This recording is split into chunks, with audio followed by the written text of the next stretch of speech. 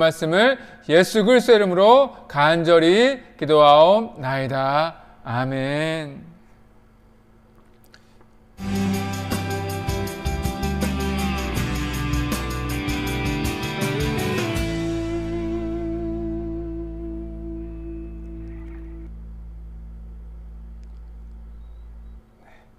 네, 오늘도 수요 말씀 읽기에 잘 오셨습니다. 오늘부터 누가복음의 말씀을 새롭게 시작하는데요. 오늘 새롭게 시작하는 만큼 우리의 마음도 좀 새롭게 해서 비록 우리가 지금 벌써 마태, 마가, 요한복음까지 복음서를 읽었잖아요. 오늘 네 번째 복음서 함께 읽게 되는데 읽으면서 다 아셨겠지만 4개의 복음서가 너무나도 새롭고 또 모든 책 하나하나마다 가지고 있는 특징들과 또 가지고 전하고 싶은 메시지에 달라서 같은 읽을 때마다 좀 새롭게 도전을 받는 것 같고 또 은혜도 많이 넘치는 것 같은데 특별히 오늘도 누가복음의 말씀을 시작하게 될 텐데 누가복음의 말씀은 다른 3개의 복음서와는 또 다른 새로운 모습이 있고 또 새로운 은혜가 있을 줄 믿습니다. 그 은혜가 우리 가운데 부어질 줄 믿고 우리 함께 믿음으로 함께 참여했으면 좋겠습니다. 오늘은 누가복음 첫 번째 시간이기 때문에 어떻게 하면 누가복음을 더 잘 읽을 수 있을까 한번 큰 그림으로 한번 접근해 보고 오늘 허락하시는 만큼 누가복음의 본문을 함께 읽었으면 좋겠습니다. 먼저 누가복음의 개요를 함께 나눴으면 좋겠는데요. 누가복음을 어떻게 나눌까? 벌써 우리가 벌써 네 번째 복음서를 읽기 때문에 다른 복음서와 비교하는 것을 이미 많이 했었기 때문에 그 부분은 다른 영상이나 이전 영상을 참고해 주시고요. 오늘은 누가복음이 어떤 책인가에 대해서 좀 더 자세하게 나누려고 합니다.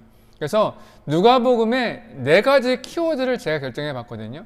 4가지 키워드를 통해 누가복음이 또 어떤 책인지 또 어떻게 읽으면 우리에게 더욱더 가까이 다가올 수 있고 은혜를 누릴 수가 있는지 함께 나누어 보면 좋겠습니다. 누가복음에는 4가지 키워드가 있다고 했죠. 키워드가 있는데 그중 첫 번째는 누가복음은 성서의 유일한 이방인 저자라는 것이 정말로 특별합니다. 이방인 저자. 성경에 66권이 있지 않습니까? 그 수많은 책 중에 누가만이 유일하게 이방인이에요. 그냥 외국에 사는 유대인이 아니라 정말로 유대인, 이방인, 헬라 출신의 이방인인 누가가 책을 썼다는 것이 정말 큰 특징이 되겠습니다. 특별히 누가의 고향이 여기 수리아 안디옥이라는 지역이거든요. 이것에 태어난 헬라인인데 이 누가는 저자인 누가는 굉장히 재능이 많았던 사람인 것 같아요. 그래서 그가 글을 쓰는데 이 헬라어가 얼마나 능통한지 누가복음에 헬라어로 쓰여져 있는데 그냥 보통 헬라어가 아니라 굉장히 아름답고 수려한 헬라어의 문자를 사용하고 있어서 이 누가복음의 또 다른 제목이 가장 아름다운 책, 가장 화려한 책으로 불리기도 합니다. 그만큼 굉장히 헬라어에 능통했던 헬라 사람이고요. 그 외에도 그는 의사였고 또한 어느 정도 역사적으로 문학적으로 지식이 있었던 매우 유능한 사람이었다라고 사학자들은 생각하고 있습니다. 두 번째 하나의 더 키워드를 소개해드리면 두 번째는 누가는 최초의 의료 선교사입니다. 최초의 의료 선교사. 그의 사역을 보면 성경에 그가 처음 등장했던 것이 사도 바울이 2차 전도 여행 때 함께했던 사람으로 누가가 등장하게 됩니다. 그때부터 사도 바울과 늘 동행하면서 사도 바울 옆에서 사도 바울의 건강도 지켜주는 주치의로서 활동하게 되고 그가 전도하는 곳마다 함께 병자들도 치유하며 그들 도와가면서 함께 의료 선교사로서 활동했던 것이 굉장히 좀 아름다운 모습, 그의 특징이라고 할 수 있고 성경에서도 이 누가에 대해서 사랑받는 누가라고 소개하고 있으면서 누가가 다른 모든 사람들에게 복음을 전하는 동료들이나 아니면 복음을 듣는 사람들에게 무척 많은 사랑과 인정을 받았었다는 것을 알 수 있게 되죠. 그런데 여기에 중요한 하나가 더 있습니다. 저는 이것이 이방인인 누가의 성경이 아무래도 성경적인 권위를 갖게 된 배경 중에 하나라고 생각하는데요. 보시는 것은 사도 바울의 연대기입니다. 그러니까 보통 35년도에 회심을 한 후에 1차, 2차, 3차 전도여행을 하게 되고 후에 로마의 1차 구금 그리고 2차 구금되면서 마지막에 로마에서 사형을 당하는 그의 연대를 볼 수 있는데 그의 전도 때마다 그가 써놓은 책이 있고 그중에 특별히 골로새서, 빌레몬서, 그리고 디모데후서, 이것은 옥중에 쓰였던 옥중 서신이라 부르는데 이 세 개의 서신에 누가에 대한 기록이 있는데 아주 특별한 내용이 있습니다. 첫 번째 골로새서에 보게 되면 당시에 사도 바울의 전도 사역에 함께했던 사람들을 소개할 때 사랑을 받는 의사 누가를 소개하고 있고 그때 데마가 또 함께 있었다고 그들과 함께 문안을 한다고 소개하고 있어요. 그런 후에 빌레몬서에 보면 같은 비슷한 시기에 쓰였던 빌레몬서에 보면 다른 사람들 예를 들어서 에바브라라든지 마가라든지 아리스가라든지 데마라든지 누가 함께했던 많은 동역자들을 소개하고 있어요.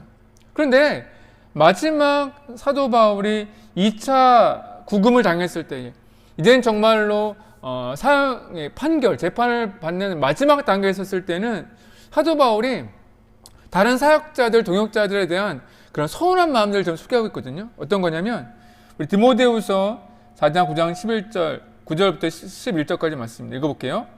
너는 어서 속히 내게 오라. 디모데에게 전한 말씀이에요.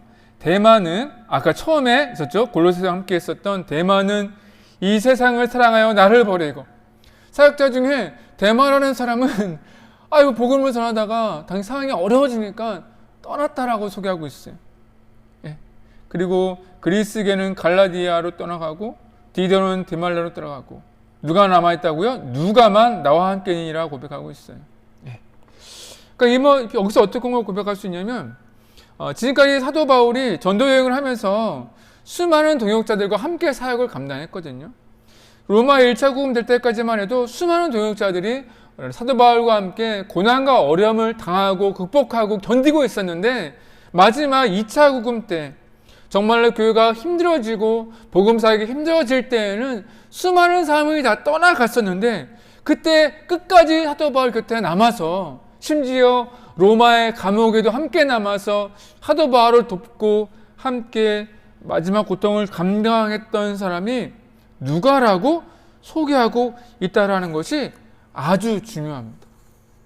그러니까 누가라는 사람이 사도 바울과 그냥 함께 있었던 사람이 아니라 마지막까지 함께 했던. 그래서 누구보다도 사도 바울에 대해서 잘 알고 있고 사도 바울과 함께 하나님 나라에 대한 꿈을 마지막까지 지켰던 사람이 누가라는 거죠. 그래서 아무래도 당시 교회에서 누가라는 이 존재, 이 지도자에 대해서 다른 지도자들보다 조금 더 권위 있게 믿음직하게 보지 않았을까. 그래서 그가 기록했던 누가복음이나 뒤에 나오겠지만 사도행전 역시도 그의 믿음과 이런 끝까지 함께하는 모습에 그의 모습에 아마도 신뢰를 더 주게 되었고 거기에 성서로서의 권위를 함께 심어주지 않았을까라는 그런 마음을 갖게 되는 겁니다. 세 번째 키워드를 소개해드리면 세 번째는 누가복음과 사도행전이 한 권이라는 사실이에요. 누가복음은 복음서 한 권으로 끝나는 것이 아니라 사도행전으로 묶어진 하나의 책입니다. 그런데 놀라운 것은 이거예요. 사도행전과 이 누가복음을 합치면 신약성서의 28%, 그 4분의 1이 됩니다. 엄청나게 많은 분량의 책이죠. 그런데 아까 처음에 한번 돌아가 보자고요. 누가는 이방인이었었고 그는 예수님을 직접 본 것이 아니라 그 후에 예수님을 믿고 사도 바울과 함께 동역했던 그런 일꾼 중에 한 명이었습니다.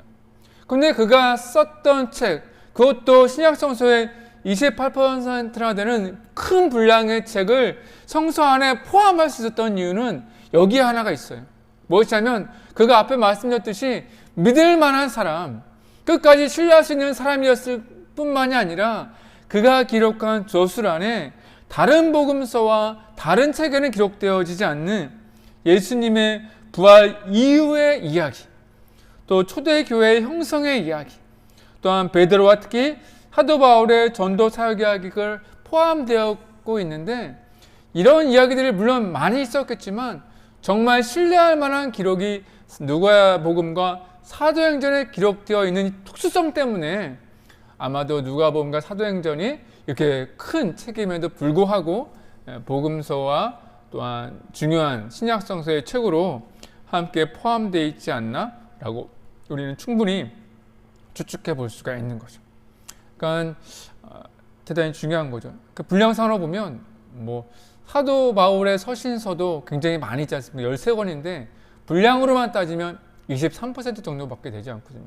그러니까 책으로 보면 누가복음이라는 이 누가라는 저자는요, 어쩌면 신약 성서에서 가장 중요한 위치 혹은 가장 중요하게 주목받는 사람 중에 한 명이었다는 것을 우리가 알게 되는 겁니다. 그러니까 우리는 여기서 한 가지 알게 되죠. 믿음 안에 끝까지 견디는 것, 끝까지 믿음으로 승리하는 것이 얼마나 큰 영광으로 큰 은혜로 다가오는지를 다시 한번 알게 되는 것 같습니다. 한 가지 마지막 키워드를 알려드리면 이것이 누가복음의 가장 중요한 특징 중에 하나인데 바로 분명한 수신자가 있다라는 거죠. 바로 데오빌로라는 사람입니다. 누가복음과 사도행전 각각 1장의 서두에 보면 이런 말씀이 있어요. 그 모든 일을 근원부터 자세히 미루어 살핀 나도 데오빌로 각하에게 차례대로 써보는 것이 좋은 줄 알았노니 라고 말씀하고 있고, 두 번째 책인 사도행전에서도 데오빌로요 하게 되면서 두 권이 같은 수신자가 있다는 것을 밝히고 있죠. 그래서 누가복음과 사도행전이 한 권의 책, 한 사람의 저자라는 것을 다시 한번 확증할 수 있는 건데요. 그렇다면 우리가 질문을 해볼 수 있는 게 데오빌로가 누구인가 라고 우리는 한번 생각해 볼 수 있을 것 같아요. 데오빌로에 대해서는 두 가지 중요한 학설이 있습니다. 첫 번째는 데오빌로가 로마 제국의 고위 관리였다라는 거예요. 고위 관리 중에 예수님에 대한 복음을 듣고 예수님 앞에 마음을 돌리고 이제 제대로 신앙생활을 해보기로 결단했던 사람 중에 한 명으로서 데오빌로라는 사람이 주목되고 있는 겁니다. 그도 그럴 것이 사도행전에 보면 이 각하라는 호칭이 있지 않습니까? 데오빌로라는 각하라고 부르게 되는데 이 각하라는 호칭이 사도행전의 벨릭스나 베스터와 같이 다른 로마 관리 중에 있던 사람들에게 지칭했던 호칭 중에 하나를 사용했기 때문에 대부분의 일반적인 학자들이 데오빌로는 로마 제국의 고위 관리 중에 한 명이었을 거라고 생각합니다. 제가 재밌는 교회 전승 하나를 소개해드리면 원래 누가가 이 데오빌로의 집에 노예였다고 해요. 근데 당시에 노예라는 것이 뭐 태어날 때부터 그런 노예들도 있었겠지만 대부분 바깥에서 이렇게 유능한 활동을 하다가 뭐 나라가 정복이 된다든지 아니면 빚을 많이 진다든지 아니면 어떤 죄를 잘못하게 져서 노예가 되는 경우도 있거든요. 근데 누가가 굉장히 많은 재능을 갖고 있었음에도 불구하고 노예가 되어서 데오빌로 집에 있게 되는데 어느 날 데오빌로가 큰 질병에 걸린 겁니다. 그런데 누가가 자신의 재능, 의사였던 것을 활용을 해서 이 데오빌로의 병을 치유해 주게 되는 거예요. 전승입니다. 그런데 데오빌로가 여기에 감사해서 이 누가를 자유인으로 풀어주어 마음껏 신앙생활 할 수 있도록 전도생활 할 수 있도록 해주었다라는 거예요. 그래서 누가가 이것에 대한 너무나 큰 감사, 또한 그 안에 있었던 데오빌로와의 좋은 친분이 있었지 않습니까? 그것에 대한 은혜에 대한 보답으로 데오빌로에게 제대로 된 복음을 전해야겠다, 제대로 된 교회 역사에 대해서 한번 제대로 전해야겠다라는 그 마음에 누가복음과 사도행전을 썼다라는 교회의 전통이 있습니다.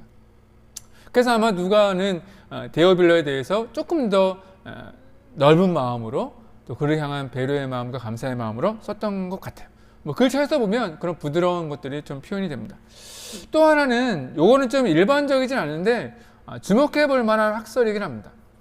데오빌라라는 것이 한 사람의 이름이 아니라 하나님을 사랑하는 이방인들을 그냥 총칭하는 호칭이 아닐까라고 주장하는 이들도 간혹 있어요. 뭐냐면 데오빌로라는 이름의 뜻이 세우스와 필로스의 합성어거든요. 이 말의 뜻 자체가 하나님을 사랑하는 사람이라는 뜻입니다. 그런데 이방인인 사람이 데오빌로라는 이름을 갖는 것이 쉽지 않지 않겠습니까?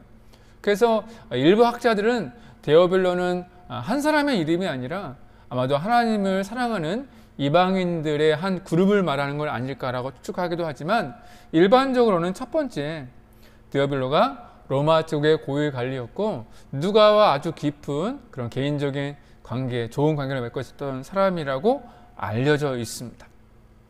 이상 네 가지가 아마 누가복음의 가장 중요한 특징일 것 같아요.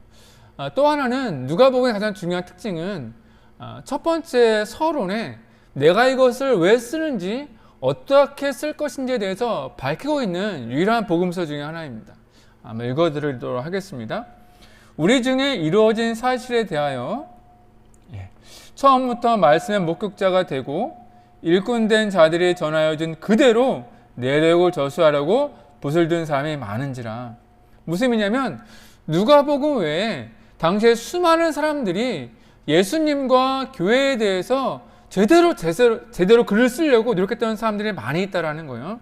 그런데 그 모든 일의 구원부터 자세히 미루어 살핀 나도, 누가 자신이죠, 데오빌로 각하에게 차례대로 써보는 것이 좋은 줄 알았노니 이는 각하로 그 배운 바의 확실함을 알게 하려 함이로다.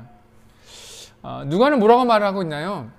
당시에 예수님에 대해서 쓴 많은 책들이 있고 수많은 목격자들의 글과 또 가르치는 사람들의 많은 글이 있었지만 누가인 내가 데오빌로 당신에게 조금 더 자세하게, 조금 더 믿을 만한 이야기를 다 모아서 한번 차례대로 적어보겠습니다 라고 그 목적을 기록하고 있다는 거예요. 그래서 누가복음에는 중요한 특징 두 가지가 있습니다. 첫 번째는 전개의 형식을 가지고 있다는 거예요. 어떤 의미냐면 예수님에 대해서 증언할 때 다른 책에서 보면 예수님의 유년 시절을 싹 뺀다든지 예수님의 출생만 이야기만 적어놓고 바로 이제 사역의 얘기를 넘어가기도 하게 되는데, 누가복음 같은 경우는 아기 예수님의 모습, 그리고 12살의 예수님의 이야기, 또 예수님의 일반적인 삶과 그리고 죽음에 대해서 마치 한 사람의 일대기를 적어 놓은 것처럼 예수님에 대해서 가능하면 많이 적어 놓으려고 했던 것 같아요.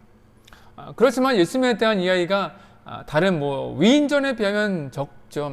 많지는 않지만, 그럼에도 누가복음의 이야기는 예수님은 어떤 분이시고 어떻게 성장하셨는지, 또 성장하시는 과정 중에 어떠한 일이 있었는지에 대해서 좀 소개하고 싶은 그런 전기의 형식을 좀 띠고 있는 것 같아요.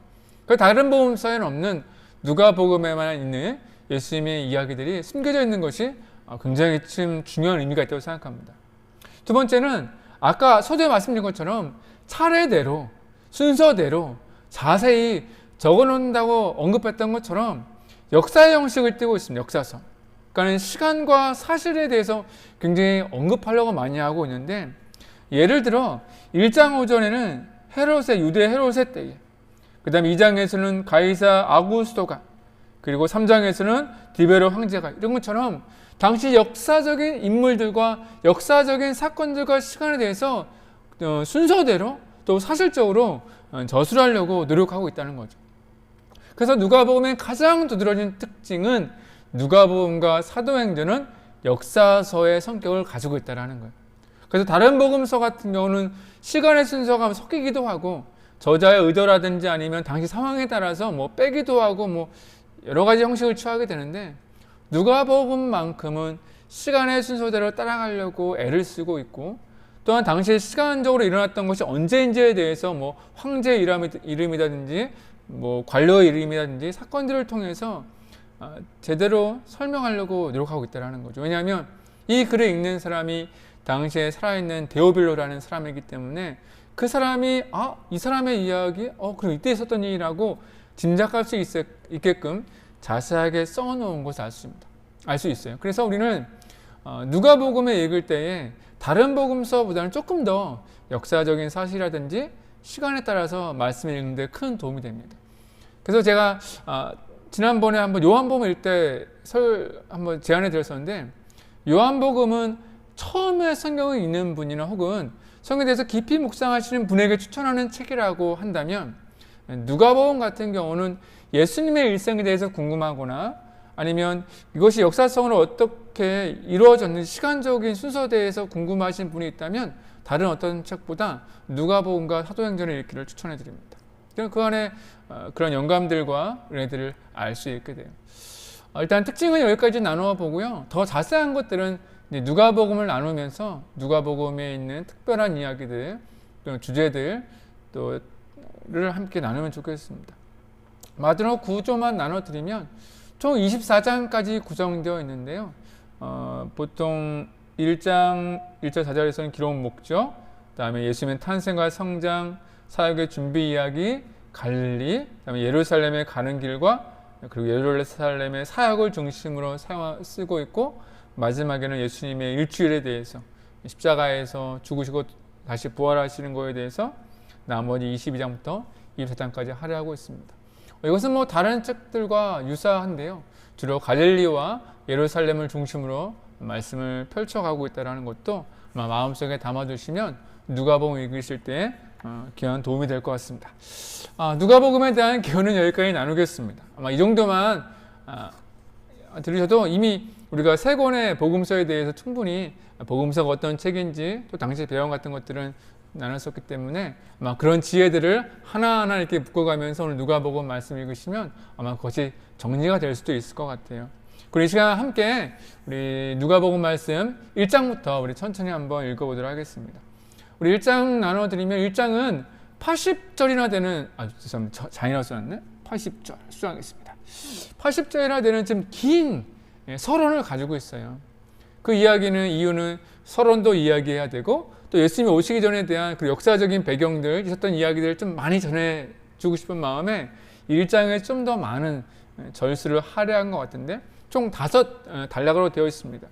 첫 번째 단락에서는 1절부터 4절까지는 이 저자가 내가 이 책을 왜 쓰는지에 대해서 아까 설명해 드렸던 것처럼 데어빌로 각하에게 쓰게 되는데 난 되도록이면 이 목격자들의 증언과 말씀을 가리킨 사람들 또한 내가 사도 바울과 함께 사역하면서 그를 통해 들었던 것들 또한 그 외에 다른 많은 동역자들 실제로 예수를 목격했던 그 사람들에게 들었던 생생한 이야기들을 내가 적는다라는 것을 바로 이것에서 쓰고 있습니다. 그러니까 누가복음 같은 경우는 누가가 비록 예수님을 직접 경험하지는 않았지만 예수님을 직접 경험하고 예수님의 놀라운 은혜와 권세를 이렇게 실제로 사역 가운데 이렇게 널리 이렇게 영향을 미치던 사람들에게 이야기니까 정말 믿을만하고 신뢰가 있는 거죠. 두 번째는 특이한 다른 복음서에는 없는 사가랴와 엘리사벳의 이야기입니다. 사가랴와 엘리사벳이 누구냐면 우리가 잘 아는 세례 요한의 아빠와 엄마거든요. 그래서 가브리엘이 사가랴와 엘리사벳에게 세례 요한의 출생에 대해서 예언을 하게 되고 그가 앞으로 이 땅에 오면 어떤 일을 하게 될 것인가에 대해서 말해주는 부분이 바로 이곳에 포함되어 있어요. 근데 여기서 우리가 하나 주목해 볼 것은 사가랴와 엘리사벳의 이 모습이 상황이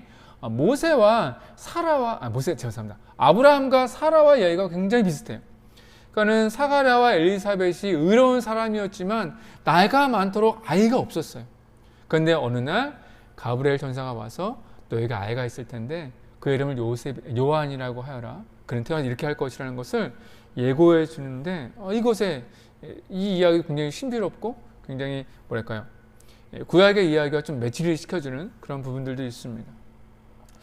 그 다음에 이제 마리아에게 또 이제 성령이 가브리엘이 가서 예수님의 탄생을 이제 예고하는 부분도 여기에 포함되어 있습니다. 그러니까 시기적으로 보면 마리아와 사가랴와 엘리사벳이 친척간이고 육촌간인가 그럴걸요? 예, 친척간인데 서로 비슷한 시기에 이제 성령의 잉태, 성령을 통해 이제 아이가 가질 것을 듣게 되는 거죠. 그래서 엘리사벳이 6개월 정도 먼저 세례 요한을 갖게 되고 그 후에 마리아가 갖게 되는데 뒤에 4단락에서는 그 두 사람이 함께 찾아가서 마리아가 잉태의 소식을 듣고 불안한 마음에 찾아가는 거죠. 같이 위로를 받으면서 마리아가 하나님을 찬양하는 마리아의 찬가가 소개되어 있고요. 그리고 마지막 5단락에서는 사가랴의 집에서 이제 세례 요한이 출산하게 되는데 그 전까지 이 사가랴가 나이가 많으니까 의심을 하는 거예요. 그래서 천사가 그 입을 닫게 한 다음에 세례 요한이 출생하고 그의 이름을 요한이라 하자는 그 타이밍에 입이 열리게 되는데 그때 사가랴를 통해 하나님의 놀라운 예언이 쏟아지는 그 말씀이 1단락에 1장에 소개되어 있습니다. 그래서 여기에 보면 중요한 누가복음의 특징을 이제 바로 1장부터 이제 드러나게 되는데 첫 번째는 모든 일을 하는 것에 성령님의 역할을 굉장히 주목하고 있는 것이 누가복음의 특징입니다. 지금 1장에 언급했듯이 출생에 대한 모든 예언들이 성령의 충만한 사람들에게 일어나게 되고 불안한 사람들에게 영이 임해서 그 마음에 편안하게 하게 되고 그런 사람들의 입을 통해 성령님께서 예언을 하게 되는 역사도 일어나게 되는데 여기뿐만이 아니라 예수님을 광야로 이끄신 것도 성령님이시고 또 수많은 사람들에게 영감을 일으키고 용기를 주는 모든 일들마다 성령님이 역사해 주세요.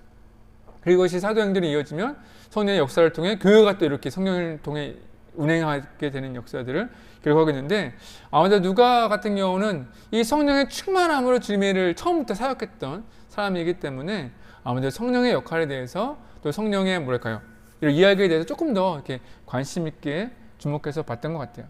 두 번째 특징은 지금 여인들의 이야기가 가득 채워져 있습니다. 그렇죠? 엘리사벳과 마리아에게뿐만이 아니라 뒤에 보면 성전에 있었던 안나라든지 선지자 안나라든지 나인성의 과부, 예수님을 섬긴 여인들의 이야기, 또 마리아와 마르다, 그리고 뒤에 보면 예수님의 십자가 그 주변에 보면 수많은 여인들에 대한 이야기들이 언급되어 있어요. 왜 그러냐면 누가복음의 가장 중요한 특징 중에 하나가 예수님이 이 땅에 오신 것이 가난한 사람들에게 자유와 기쁨을 주기 위해서였는데, 가난한 사람이라는 것은 물질적으로 이렇게 돈이 없는 그런 사람들만을 말하는 것이 아니라 질병에 걸린 사람, 여자와 같이 소외된 사람, 어린아이와 같이 소외된 사람, 그런 사람들에게 예수님이 얼마나 중요한 분이신지, 그들과 함께 하시는 분이신을 소개하는 부분들이 많이 있는데, 그래서 누가복음에서는 여인들의 역할, 소외된 사람들, 이방인들에 대한 이야기들, 이렇게 당시 소외된 사람들의 이야기가 굉장히 포함되어 있고 많은 것이 누가복음의 특징입니다.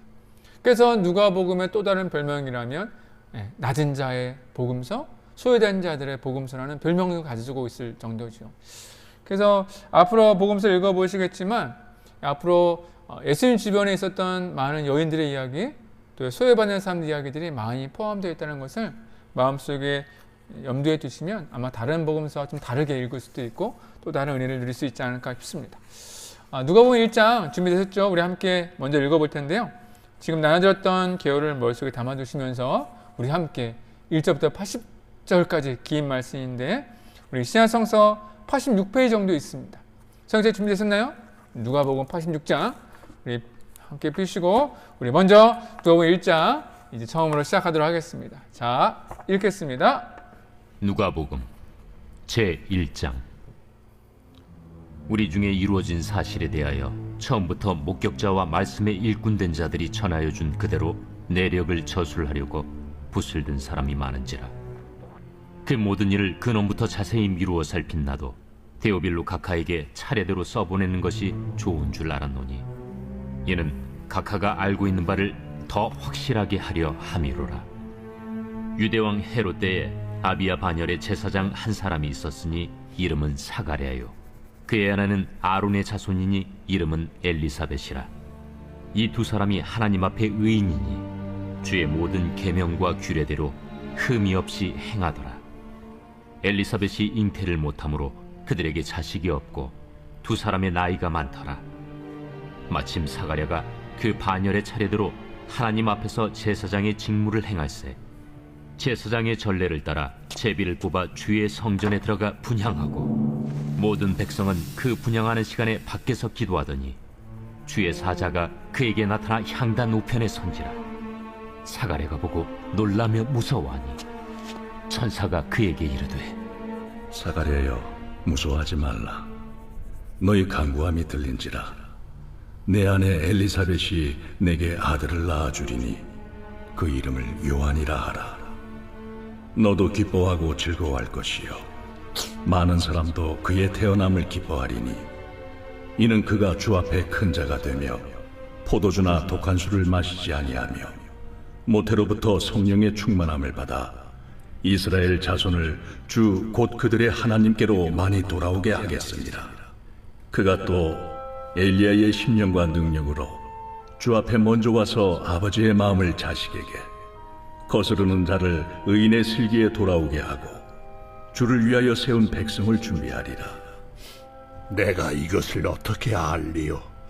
내가 늙고 아내도 나이가 많으니이다. 나는 하나님 앞에 서 있는 가브리엘이라. 이 좋은 소식을 전하여 내게 말하라고 보내심을 받았노라. 보라, 이 일이 되는 날까지 내가 말 못하는 자가 되어 능히 말을 못하리니 이는 내가 내 말을 믿지 아니함이거니와 때가 이르면 내 말이 이루어지리라. 백성들이 사가랴를 기다리며 그가 성전 안에서 지체함을 이상히 여기더라. 그가 나와서 그들에게 말을 못하니 백성들이 그가 성전 안에서 환상을 본 줄 알았더라. 그가 몸짓으로 뜻을 표시하며 그냥 말 못하는 대로 있더니 그 직무의 날이 다 되매 집으로 돌아가니라. 이후에 그의 아내 엘리사벳이 잉태하고 5달 동안 숨어 있으며 이르되 주께서 나를 돌보시는 날에 사람들 앞에서 내 부끄러움을 없게 하시려고 이렇게 행하심이라. 6째 달에 천사 가브리엘이 하나님의 보내심을 받아 갈릴리 나사렛이란 동네에 가서 다윗의 자손 요셉이라는 사람과 약혼한 처녀에게 이르니 그 처녀의 이름은 마리아라. 그에게 들어가 이르되 은혜를 받은 자여 평안할지어다. 주께서 너와 함께 하시도다. 처녀가 그 말을 듣고 놀라 이런 인사가 어찌함인가 생각하며 천사가 이르되 마리아여 무서워하지 말라. 내가 하나님께 은혜를 입었느니라. 보라, 내가 잉태하여 아들을 낳으리니 그 이름을 예수라 하라. 그가 큰 자가 되고 지극히 높으신 이의 아들이라 일컬어질 것이요 주 하나님께서 그 조상 다윗의 왕위를 그에게 주시리니 영원히 야곱의 집을 왕으로 다스릴 것이며 그 나라가 무궁하리라. 나는 남자를 알지 못하니 어찌 이 일이 있으리이까? 성령이 내게 임하시고 지극히 높으신 이의 능력이 너를 덮으시리니 이러므로 나실 바 거룩한 이는 하나님의 아들이라 일컬어지리라. 보라, 내 친족 엘리사벳도 늙어서 아들을 배웠느니라.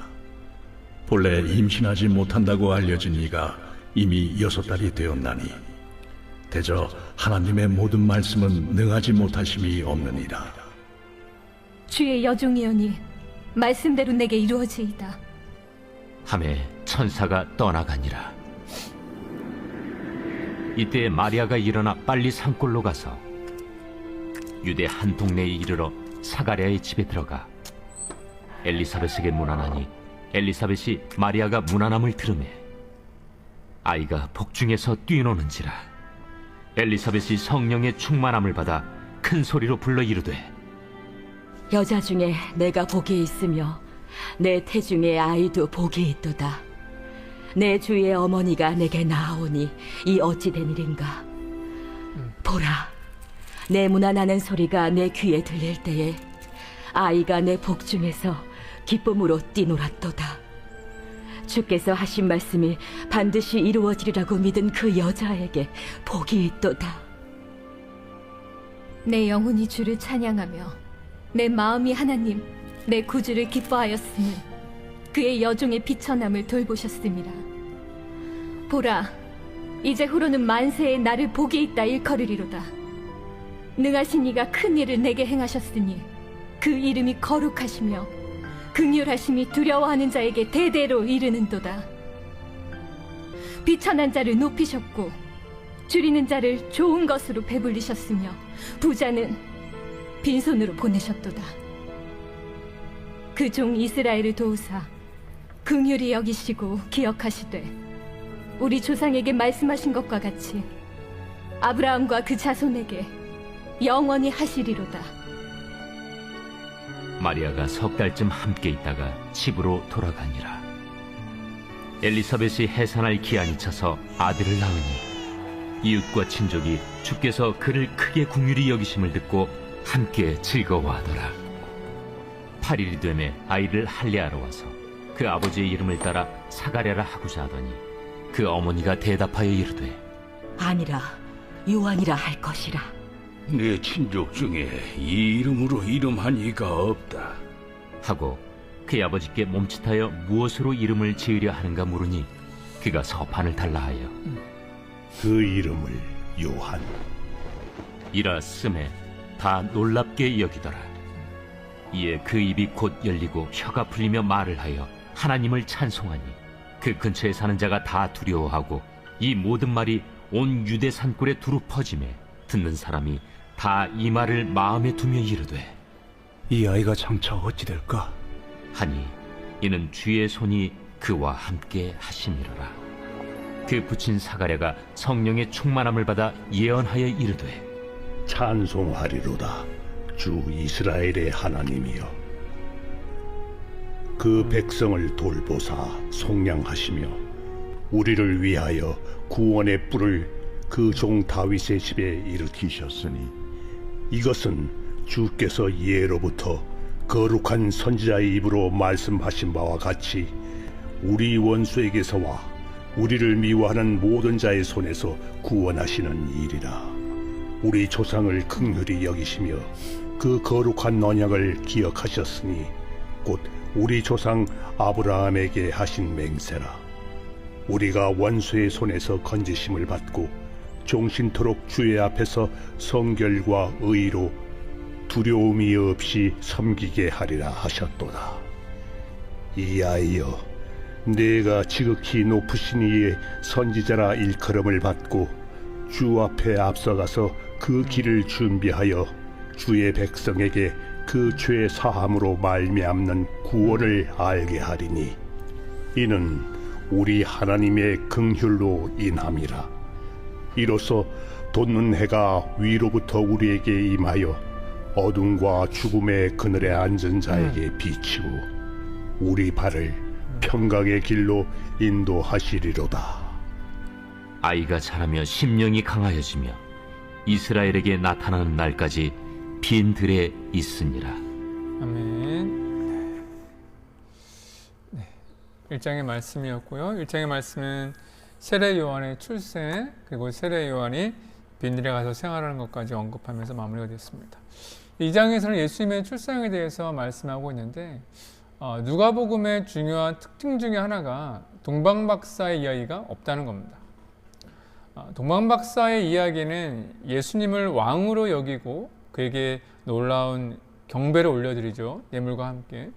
그런데 누가복음의 중요한 특징 중에 하나가 예수님의 그런 왕 대신 큰 모습보다는 인간 대신 예수님, 우리 가운데 함께 하시는 우리와 같으신 예수님에 대해서 굉장히 강조하고 있기 때문에 이러한 좀 이렇게 경배받으시는 이런 모습들은 많이 삭제되어 있는 것 같습니다.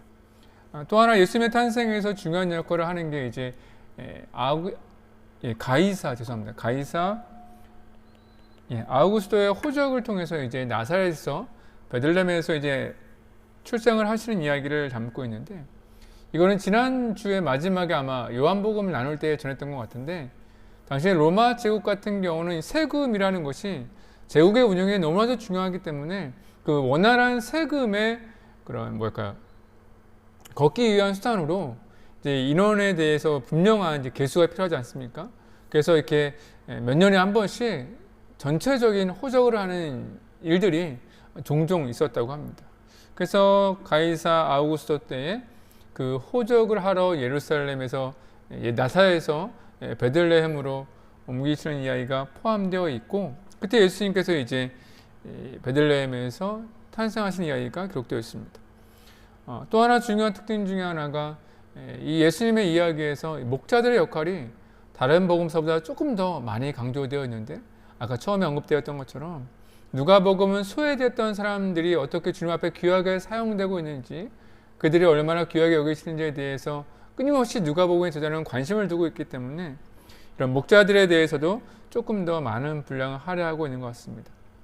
그 다음에 두 번째 단락에서는 예수님이 정결 예식을 위해서 이제 예루살렘의 성전에 오르시는 이야기가 있어요. 베들레헴 근처에 이제 예루살렘에 있기 때문에 이제 나으신 지 8일 정도 되면 이제 할례를 받으러 이제 가게 되거든요. 근데 그곳에서 이제 하나님 앞에 기도하던 선지자 안나와 시몬이라는 늙은 그런 성경을 지키던 사람들이 예수님을 보고 기도의 응답 또 드디어 주님께서 약속하신 그분이 왔다라는 것을 그들이 통해서 이제 알게 되는 이야기인데 여기서 이제 안나라는 게 중요한 역할이 안나가 남편을 잃은 지 한 40년 가까이 된 과부로 등장하거든요.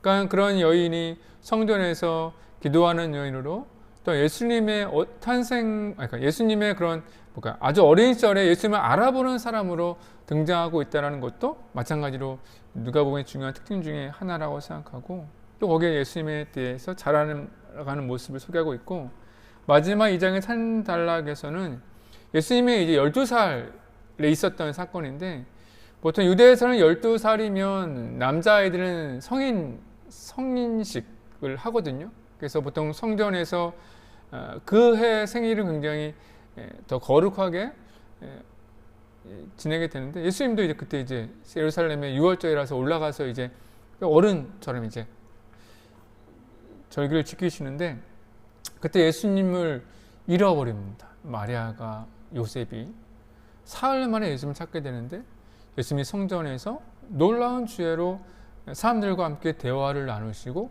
가르치는 모습이 누가복음에 등장합니다.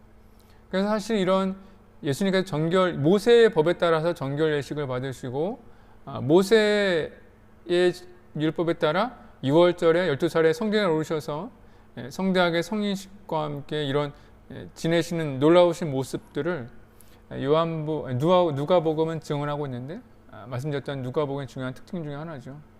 그래서 여기서 이제 중요한 것 중에 하나가 예수님의 어린 시절에서 대한 증언도 있지만, 거기서 누가복음이 전하고 싶은 것은 예수님은 어린 시절부터 당신이 누구이시고 무엇을 해야 되는지를 분명히 아셨다라는 것을 소개하고 있는 거예요.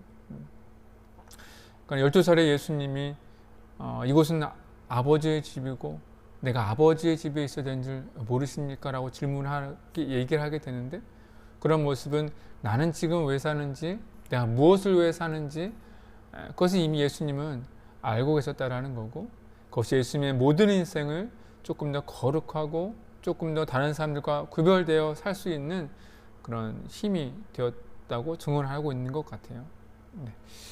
누가복음 2장에서는 그런 예수님의 그런 출생과 어린 시절의 모습들을 소개하고 있는데, 이 부분은 다른 복음서에는 소개되어 있지 않은 누가복음만의 특별한 이야기이기 때문에 아마 이 부분들은 조금 더 마음을 두셔서 예수님이 이것을 이러셨구나 라는 이야기를 들으시면 될 것 같아요.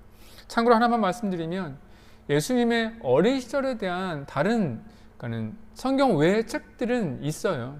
예수님께서 죽은 새를 살리셨다든지, 동네에서 어떻게 생활하셨다든지, 하지만 그런 저자들이 이 누가만큼 신뢰를 받는 사람은 아니었기 때문에 그 예가 그대로 복음서 안에 소개되어지지는 않고 있습니다.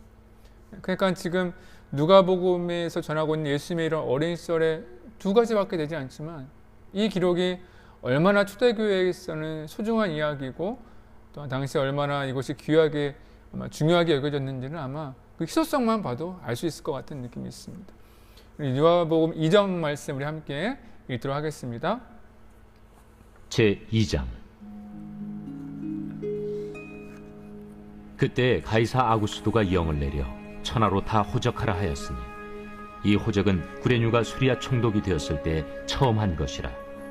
모든 사람이 호적하러 각각 고향으로 돌아가매, 요셉도 다윗의 집 족속이므로 갈릴리 나사렛 동네에서 유대를 향하여 베들레헴이라는 다윗의 동네로 그 약혼한 마리아와 함께 호적하러 올라가니, 마리아가 이미 잉태하였더라.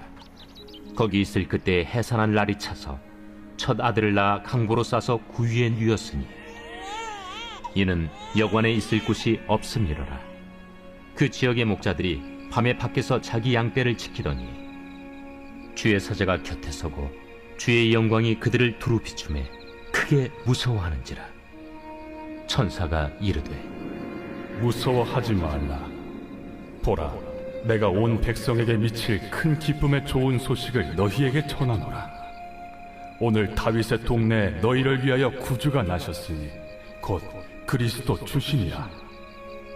너희가 가서 강부에 쌓여 구유에 뉘어 있는 나귀를 보리니 이것이 너희에게 표적이니라. 하더니 호련히 수많은 천군이 그 천사들과 함께 하나님을 찬송하여 이르되, 지극히 높은 곳에서는 하나님께 영광이요, 땅에서는 하나님이 기뻐하신 사람들 중에 평화로다. 천사들이 떠나 하늘로 올라가니 목자가 서로 말하되, 이제 베들레헴으로 가서 주께서 우리에게 알리신 바 이 이루어진 일을 보자. 빨리 가서 마리아와 요셉과 구유에 누인 아기를 찾아서 보고, 천사가 자기들에게 이 아기에 대하여 말한 것을 전하니, 듣는 자가 다 목자들이 그들에게 말한 것들을 놀랍게 여기되, 마리아는 이 모든 말을 마음에 새기어 생각하니라. 목자들은 자기들에게 이르던 바와 같이 듣고 본 그 모든 것으로 인하여 하나님께 영광을 돌리고 찬송하며 돌아가니라. 할례할 8일이 되매 그 이름을 예수라 하니 곧 잉태하기 전에 천사가 일컬은 바로라. 모세의 법대로 정결 예식의 날이 참에 아기를 데리고 예루살렘에 올라가니 이는 주의 율법에 쓴 바 첫 해에 처음 난 남자마다 주의 거룩한 자라 하리라 한 대로 아기를 주께 드리고 또 주의 율법에 말씀하신 대로 산비둘기 한 쌍이나 혹은 어린 집비둘기 둘로 제사하려 함이더라. 예루살렘에 시몬이라 하는 사람이 있으니 이 사람은 의롭고 경건하여 이스라엘의 위로를 기다리는 자라. 성령이 그 위에 계시더라. 그가 주의 그리스도를 보기 전에는 죽지 아니하리라 하는 성령의 지시를 받았더니 성령의 감동으로 성전에 들어가매 마침 부모가 율법의 관례대로 행하고자 하여 그 아기 예수를 데리고 오는지라. 시몬이 아기를 안고 하나님을 찬송하여 이르되 주제여, 이제는 말씀하신 대로 종을 평안히 놓아주시는도다. 내 눈이 주의 구원을 보았사오니 이는 만민 앞에 예비하신 것이요 이방을 비추는 빛이요 주의 백성 이스라엘의 영광이니이다. 그의 부모가 그에 대한 말들을 놀랍게 여기더라. 시몬이 그들에게 축복하고 그의 어머니 마리아에게 말하여 이르되 보라, 이는 이스라엘 중 많은 사람을 패하거나 흥하게 하며 비방을 받는 표적이 되기 위하여 세움을 받았고 또 칼이 네 마음을 찌르듯 하리니 이는 여러 사람의 마음의 생각을 드러내려 함이니라. 또 아셀지파 바뉴엘의 딸 안나라 하는 선지자가 있어 나이가 매우 많았더라. 그가 결혼한 후 7해 동안 남편과 함께 살다가 과부가 되고 84세가 되었더라. 이 사람이 성전을 떠나지 아니하고 주야로 금식하며 기도함으로 섬기더니 마침 이때에 나와서 하나님께 감사하고 예루살렘의 속량을 바라는 모든 사람에게 그에 대하여 말하니라. 주의 율법을 따라 모든 일을 마치고 갈릴리로 돌아가 본 동네 나사렛에 이르니라. 아기가 자라며 강하여지고 지혜가 충만하며 하나님의 은혜가 그 위에 있더라. 그의 부모가 해마다 유월절이 되면 예루살렘으로 가더니 예수께서 12살 되었을 때에 그들이 이철기의 관례를 따라 올라갔다가 그 날들을 마치고 돌아갈 때에 아이 예수는 예루살렘에 머무셨더라.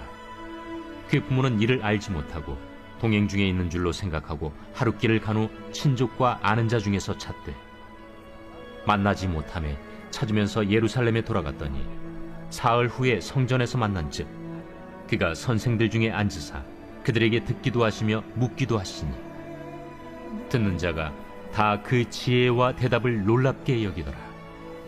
그의 부모가 보고 놀라며 그의 어머니는 이르되 아이야, 어찌하여 우리에게 이렇게 하였느냐. 보라, 내 아버지와 내가 근심하여 너를 찾았노라. 어찌하여 나를 찾으셨나이까? 내가 내 아버지 집에 있어야 될 줄을 알지 못하셨나이까? 그 부모가 그가 하신 말씀을 깨닫지 못하더라. 예수께서 함께 내려가사 나사렛에 이르러 순종하여 받드시더라. 그 어머니는 이 모든 말을 마음에 두니라. 예수는 지혜와 키가 자라가며 하나님과 사람에게 더욱 사랑스러워 가시더라. 아멘. 네, 우리 3장의 말씀까지 오늘 보았으면 좋겠는데요. 3장에서는 시간이 좀 흘러서 이제 예수님과 세례 요한이 이제 30살, 그러니까는 세례 요한이 한참 회개를 선포하고 또 세례를 베풀 때, 또 예수님이 이제 곧 이제 세상에 드러내서 사역하시는 그 시대를 맞이하고 있습니다. 총 3단락으로 되어 있는데요. 첫 번째 단락에서는 세례 요한에 대한 소식을 전하고 있는데 세례 요한이 어떻게 사역하고 있는지에 대해서 말씀하고 있는데 아까 처음에 언급했던 것처럼 이 부분에서는 이때 예수님께서 사역을 시작할 때가 언제인지를 아주 분명하게 밝히고 있는데 황제의 이름, 총독의 이름, 분봉왕의 이름까지 대제사장의 이름까지 다 언급하면서 역사적인 증언이었다는 것을 강하게 밝히고 있습니다. 그리고 그때 세례 요한이 옥에 갇히는 것까지 언급해 주고 있고요. 두 번째, 예수님께서 이제는 세례를 받으시는 모습인데 여기에 중요한 특징이 하나가 있어요. 예수님이 세례를 받으시기 전에 이제 기도를 받으신 후에 기도를 하시는 거예요. 그리고 기도하신 후에 성령님이 임하시고. 근데 중요한 것은 누가복음의 별명이 기도행전이라는 별명이 있어요. 뭐냐면 누가복음에는 기도에 대한 예가 굉장히 많이 있습니다. 예수님이 무엇을 하시기 전에 늘 기도를 하시고 제 아들에게 기도하라고 말씀도 하시고 기도에 대한 두 가지의 비유의 말씀이 있는 것도 누가복음입니다. 그래서 누가복음에서는 두 가지 특징이 있죠. 성령의 역사와 기도에 대해서 굉장히 강조를 하고 있어요. 왜냐하면 이것이 누가 자체가 이제 성령 시대에 나중에 이제 복음을 전하면서 성령의 역사와 기도의 능력을 그의 삶 가운데 늘 함께 경험했던 그런 생생했던 경험이 있던 사람이었기 때문에 이 복음서를 저술할 때에도 성령의 역사와 기도에 대한 능력이 많다라는 것을 기억해 주시면 좋을 것 같고요. 마지막 세 번째 단락에서는 예수님께서 실제적으로 이제 활발하게 일하시기 전에 족보를 소개하고 있어요. 족보는 마태복음과 누가복음에 기록되어 있는데 마태복음에서는 그러니까 아브라함까지 40대를 소개하고 있습니다.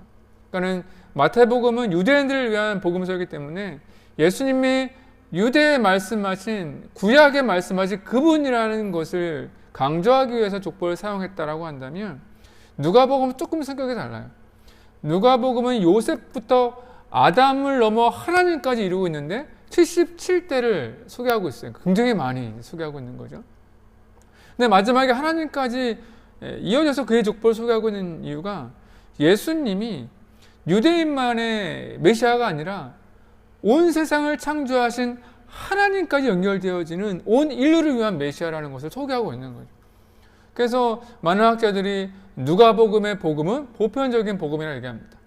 한 국한되어 있는 것이 아니라 모든 사람의 복음, 모든 인류에 향한 이야기라고 소개하고 있는데 그것이 가장 두드러지게 드러나는 것이 바로 누가복음의 족보의 이야기라고 할 수 있겠죠.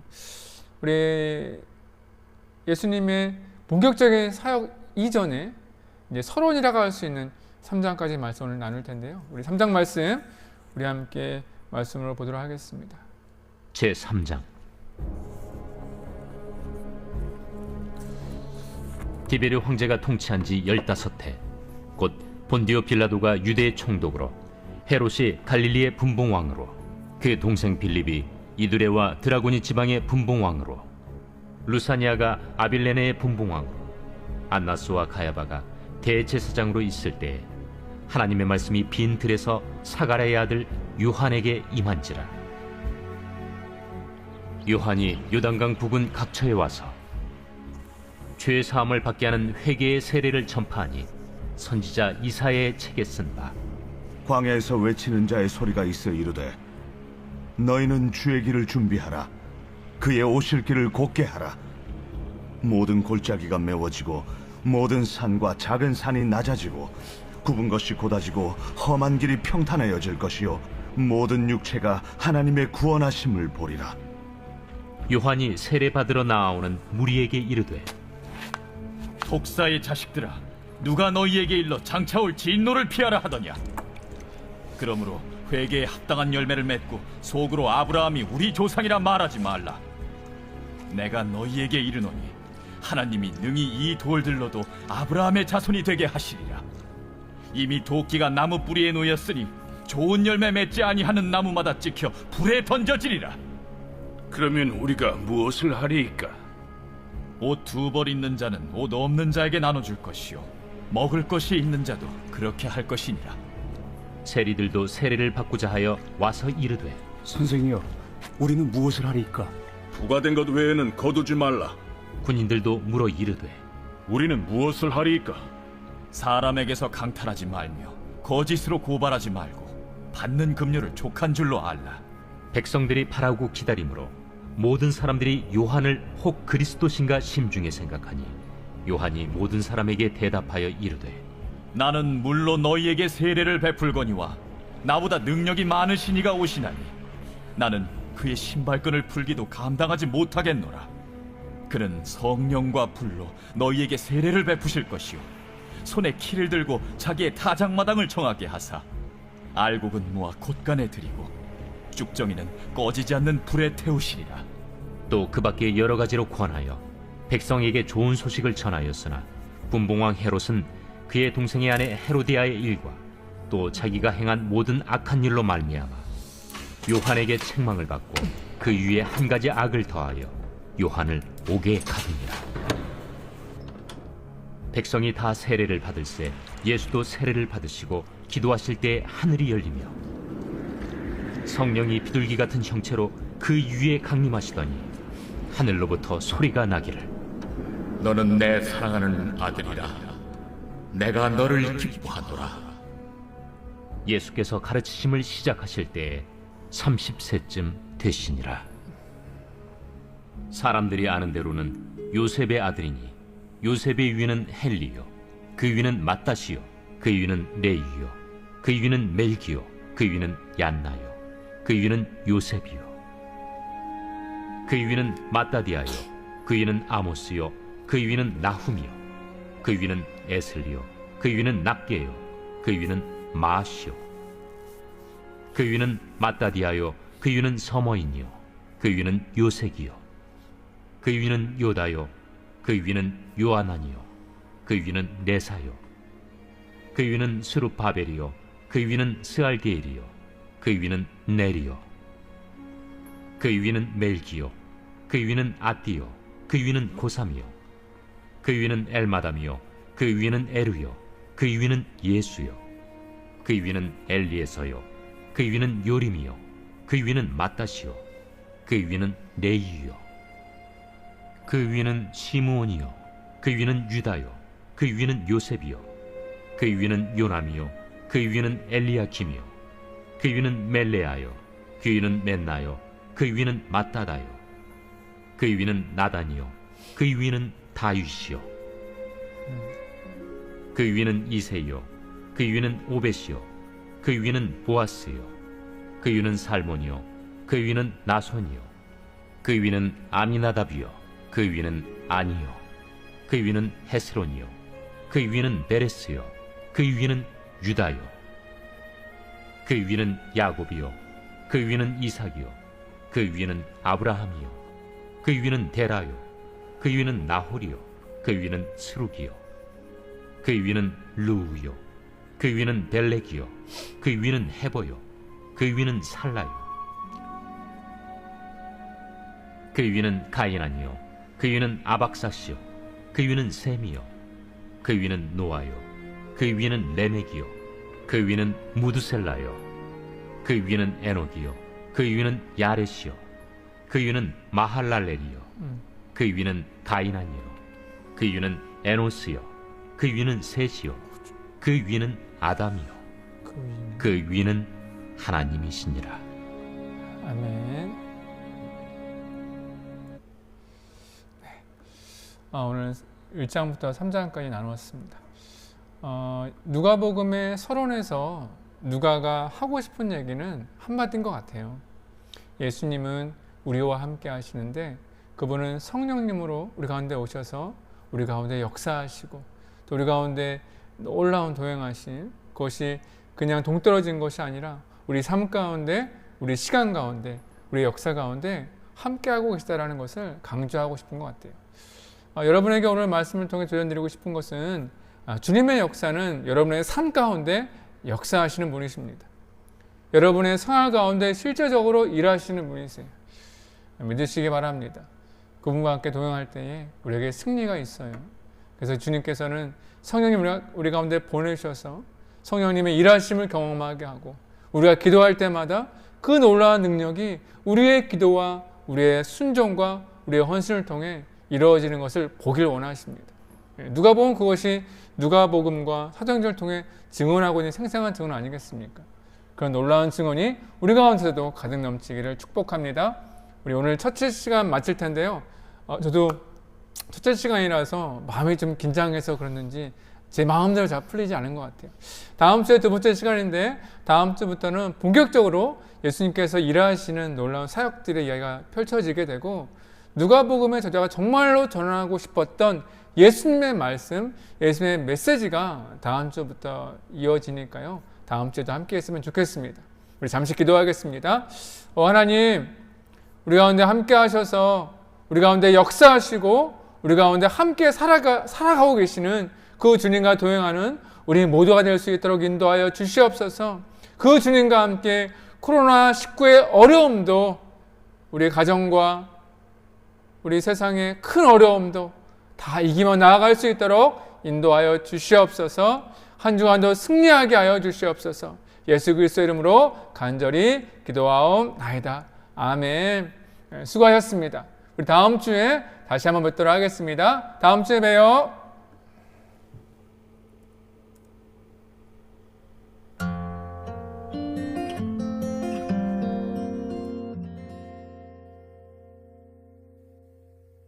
내 삶에 들어온 주님의 말씀이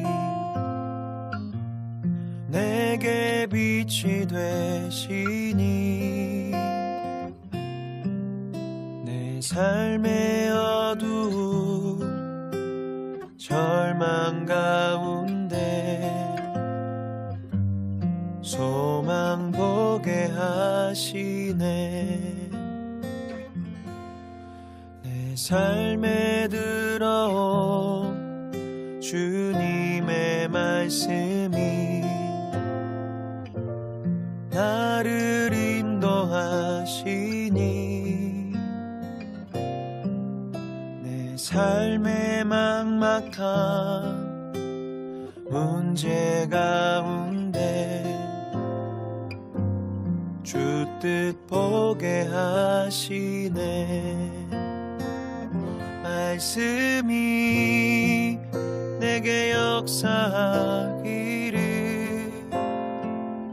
말씀이 내게 살아있기를, 하나님 말씀을 듣겠나이다. 주님의 음성을 듣겠나이다.